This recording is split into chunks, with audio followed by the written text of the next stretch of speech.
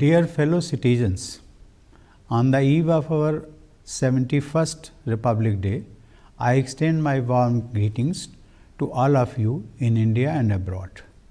7 decades ago, on 26 January, our Constitution came into effect. Even before that, this date had acquired special significance. Having resolved to attain Purna Swaraj, our people had been celebrating Purna Swaraj Day on every 26th January from 1930 to 1947. That is why in 1950 we embarked our journey as a republic on the 26th January, affirming to the principles laid down in our Constitution.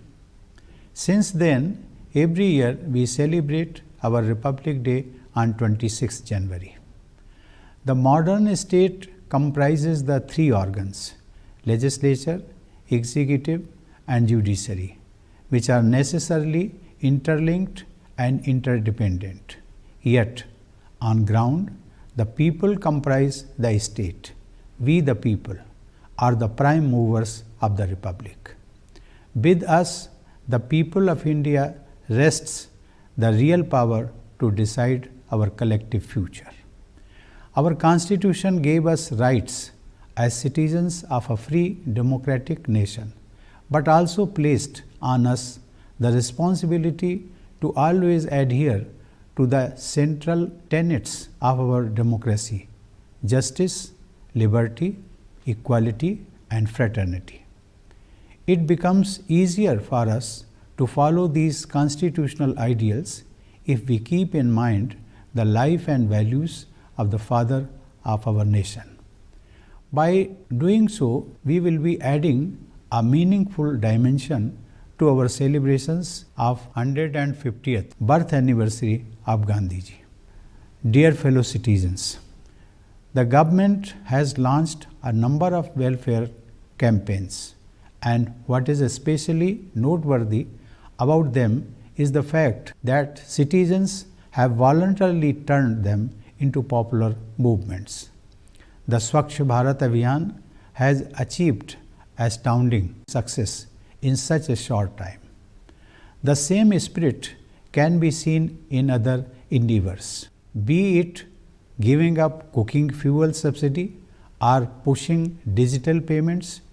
The common man has made the government programs his own, making them truly effective. The success of the Pradhan Mantri Ujjwala Yojana is a matter of pride, as the target of 8 crore beneficiaries has been achieved. With this, those in need have access to clean fuel. The Pradhan Mantri Sahaj Bijli Har Ghar Yojana, that is Saubhagya, too has brightened people's lives. Under Pradhan Mantri Kisan Samman Nidhi, more than 14 crore farmer families have become entitled to receive minimum annual income of Rs 6,000. This has enabled the farmers who feed us to live a life of dignity. To effectively meet the challenge of the increasing water crisis, the Ministry of Jal Shakti has been created. Water conservation and water management are being given top priority. I am confident that, like Swachh Bharat Abhiyan, Jal Jeevan Mission too will take the form of a popular movement. Along with the welfare of those most in need, every policy initiative of the government is guided by the nation first principle. The rollout of the GST has realized our vision of one country, one tax, one market.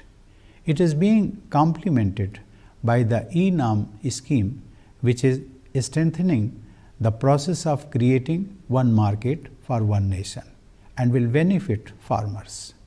There is a consistent effort by the government to ensure overall development of each and every part of the country, be it Jammu, Kashmir and Ladakh. The states in the northeast are our islands in the Indian Ocean. A strong internal security is essential for the development of the country. Therefore, the government has taken several concrete steps to strengthen the internal security system.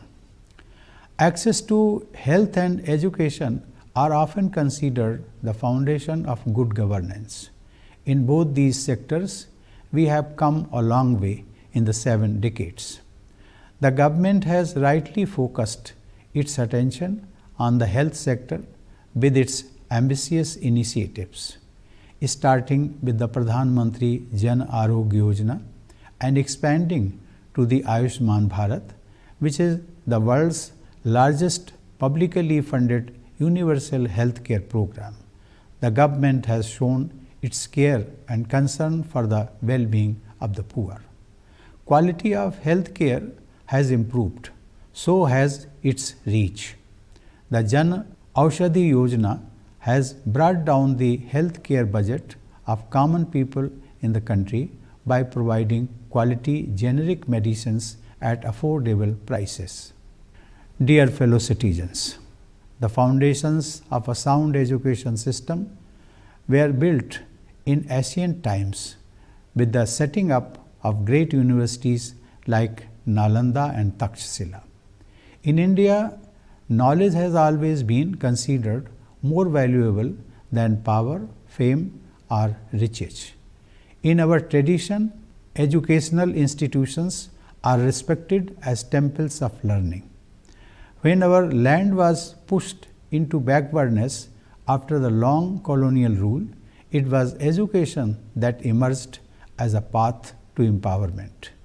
Even though the development of our educational institutions commenced soon after independence in an environment of scarcity of resources, our achievements in the field of education have followed a remarkable trajectory. Our endeavor is to ensure that no child or youth is denied education. At the same time, we need to strive to reach global education standards by continuous reform of our educational systems. India is proud of the achievements of ISRO.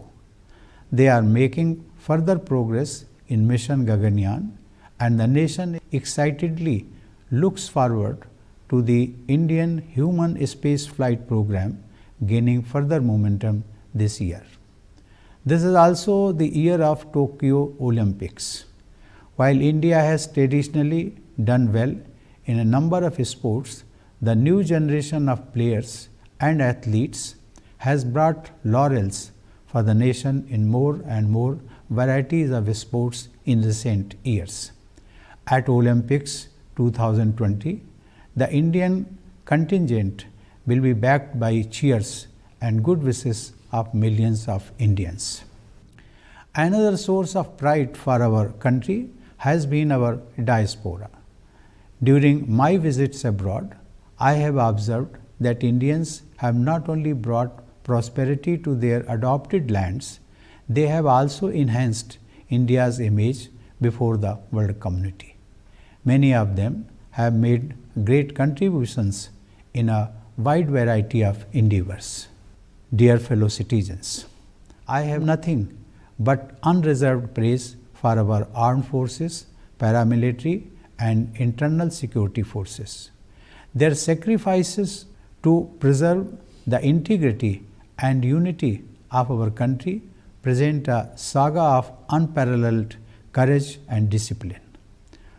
Our farmers, doctors and nurses, teachers who impart learning and values, scientists and engineers, alert and active youth, industrious members of our workforce, entrepreneurs contributing to our economic wealth, artists who enrich our culture, service sector professionals who have earned global appreciation, our fellow countrymen contributing in many other spheres of activity, and especially our resilient daughters who have scaled new heights of achievements against odds.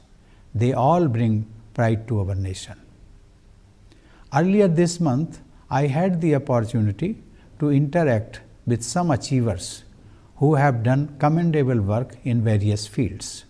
Working silently, they have made immense contributions to various fields, including science and innovation, sports, empowerment of Divyang persons, farming and afforestation, women and child empowerment, education, healthcare, revival of old art forms, and providing food and nutrition to the needy.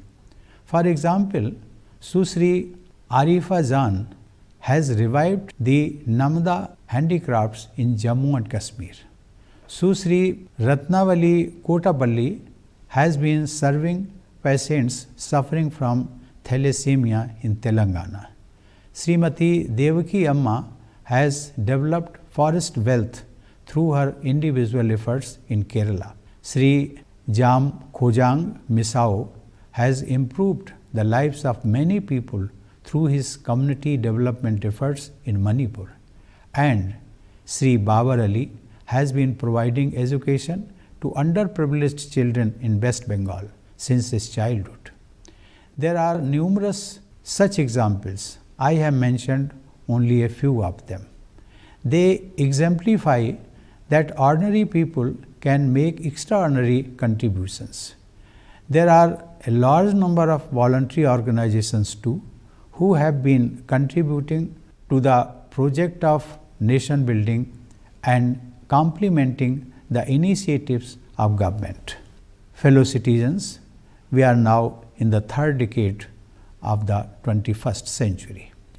This will be the decade of the rise of New India and a new generation of Indians.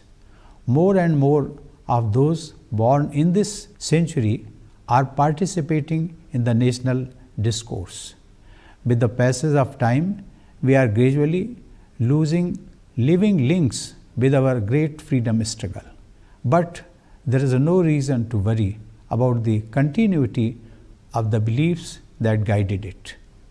With advances in technology, the young minds of today are better informed and more confident. The next generation remains strongly committed to the core values of our nation. For our youth, the nation always comes first. With them, we are witnessing the emergence of a new India. Mahatma Gandhi's ideals remain relevant in our nation building efforts.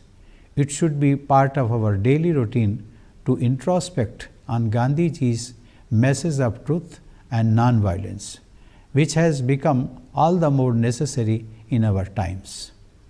When fighting for a cause, people, particularly the youth, should not forget the gift of ahimsa Gandhiji gave to humanity. Gandhiji's talisman for deciding whether an act is right or wrong also applies to the functioning of our democracy. Government and opposition both have important roles to play. While giving expression to their political ideas, both must move forward in tandem to ensure that development of the country and welfare of its people are promoted consistently. Dear fellow citizens, as our Republic Day is a celebration of our Constitution, let me conclude with the words of its chief architect, Baba Saheb Ambedkar. I quote, "If we wish to maintain democracy not merely in form, but also in fact, what must we do? The first thing, in my judgment, we must do is to hold fast to constitutional methods of achieving our social and economic objectives." Unquote. These words have always lighted our path. These words will continue to show us the way ahead to new glories. Dear citizens, the idea of world as a large, well-knit family captured in our message of Vasudhaiva Kutumbakam strengthens our relations with other nations. We have been sharing our democratic ideals and the fruits of our development with the entire world. We have a tradition of inviting foreign heads of states to participate in our Republic Day celebrations. I am glad that this year our distinguished friend, the President of Brazil, Mr. Bolsonaro, will take part in our Republic Day function tomorrow. As India and Indians march forward, we remain committed to engaging the global community to build a secure and prosperous future for ourselves and for the entire humanity. I once again convey my Republic Day greetings to all of you, and I extend my best wishes for your bright future. Jai Hind.